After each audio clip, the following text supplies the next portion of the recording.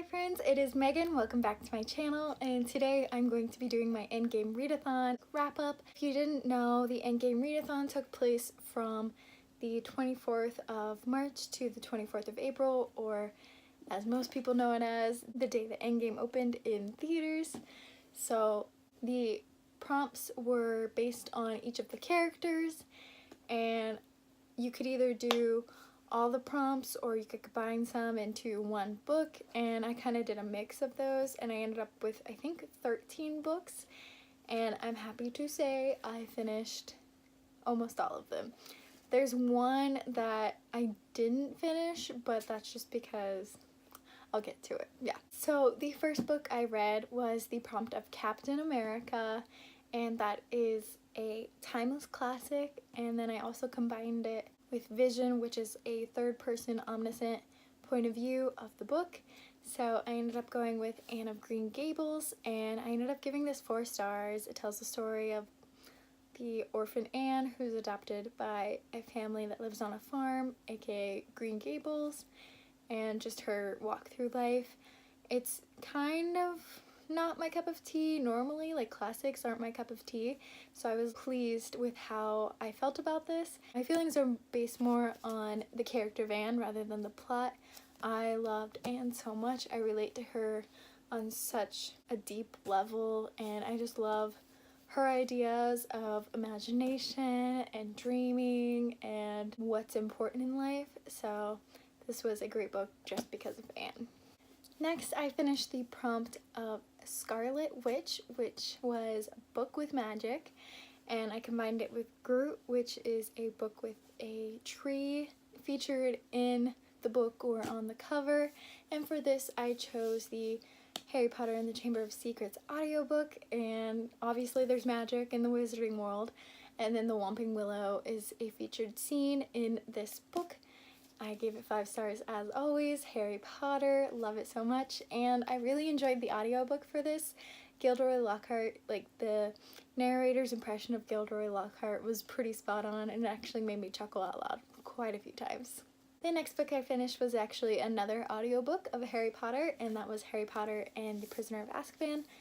And this follows the prompt of Iron Man, which is a character with issues, and Winter Soldier, which is a book set in winter. And this isn't primarily set in winter, but they always celebrate Christmas at some point, and they always talk about winter at some point because it is from like September to May or September to June or however long their wizarding school schedule is.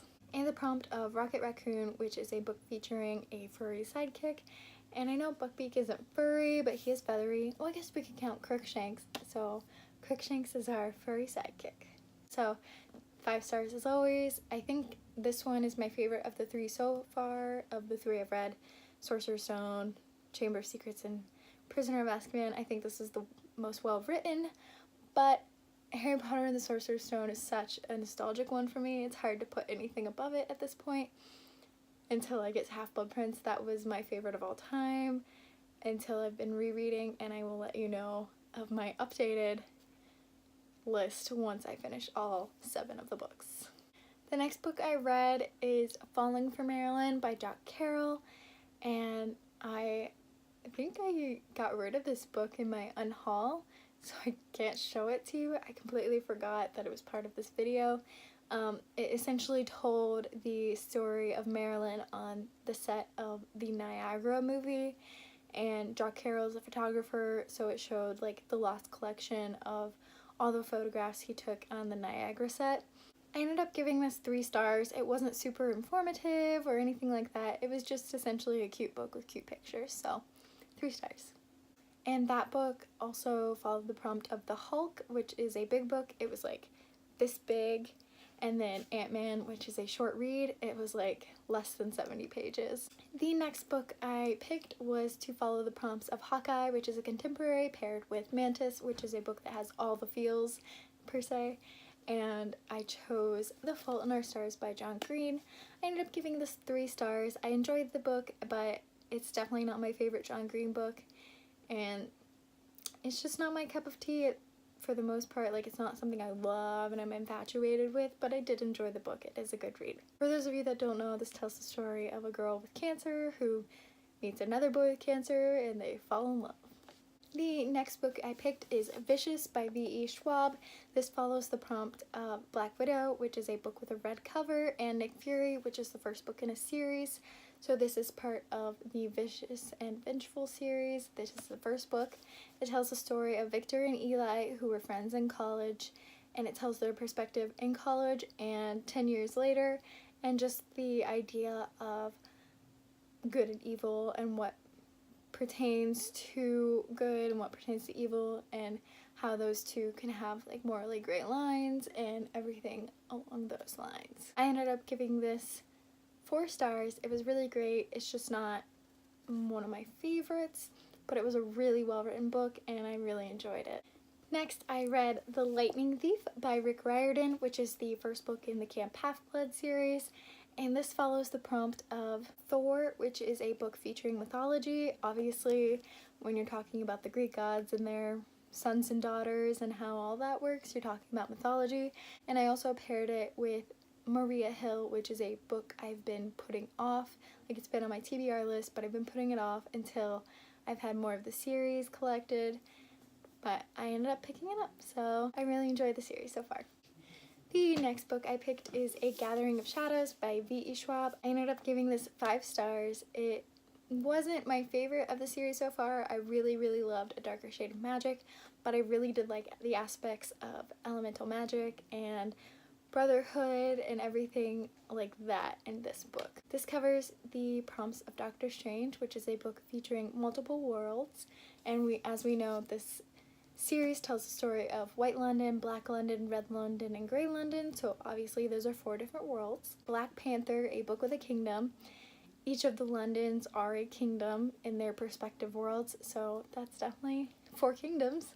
And Gamora, which is a book with a strong female lead, and Delilah Bard is one of the strongest women I've ever read about, so she is definitely qualified to be a strong female lead. The next book I read is Heartless by Shepard, which is part of the Pretty Little Liars series, and I ended up liking this book more than the rest of the series because there was a lot less drama and a lot more like solving what actually happened.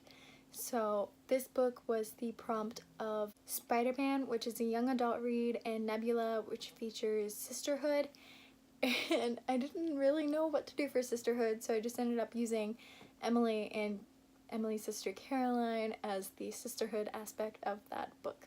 The next book I read is The Taming of the Shrew. It was a side-by-side Shakespeare play, and it told the story of a woman who had an attitude and a man that tamed her, so I only gave this 2 stars. I really didn't enjoy it. I read it just because it was a Shakespeare play and I was interested in reading a classic like that, but I really did not enjoy the plot or the story, and I honestly could care less about the text, so I gave it 2 stars. And that was the prompt of The Wasp, which is a small book but big impact. I chose it as big impact just because it was written by Shakespeare, and we know he had a big impact on literature and theater and everything of that nature. The next book I read was Skyward by Brandon Sanderson. This tells the story of a girl who is seeking respect for her father's name after he's labeled a coward in the war, and her going through flight school training and the war and everything of that nature, and just seeking that respect. And I really love this story. I gave it 5 stars. It's one of my favorites of the year so far. I've only been through 2 months, I think, so not a big deal, but it is one of my favorite reads of the year. It's the first sci-fi book I can vividly remember reading, and I'm really happy I did because I think it was a really good introduction to sci-fi. This was the prompts of Shrew, which is a book with advanced technology, and Star-Lord, which is a book with a space adventure. Last but not least, I used Crooked Kingdom as my book for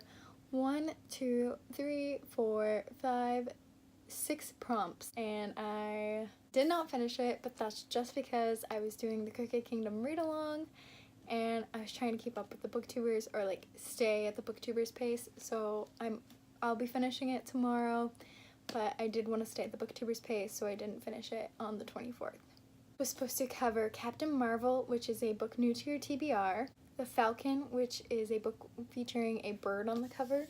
You can see the crow, obviously.